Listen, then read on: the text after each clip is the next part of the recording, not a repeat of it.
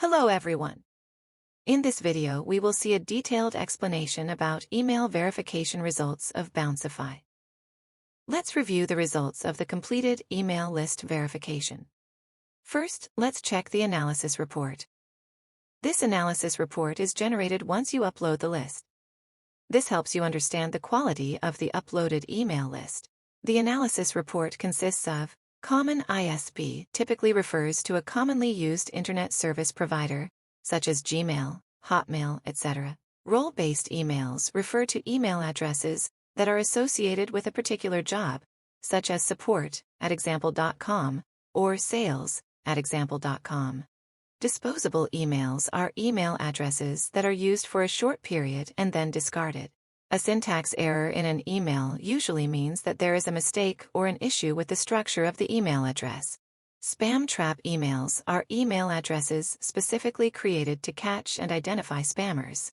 Now, click on the Download button and select the result type which you want to download. You can also customize the result by selecting the result type. If you want to download only deliverable emails, select Deliverables and click Download. We shall now download all result types. The email verification results are downloaded. Now we shall open the file to view the email verification results. Bouncify's email verification result consists of verification result, verified at, syntax error, ISP, role, disposable, trap. Bouncify has 4 types of email verification result codes. They are deliverable, undeliverable, accept all, and unknown. Deliverable refers to email addresses that are deemed valid and capable of receiving messages. These are email addresses that exist.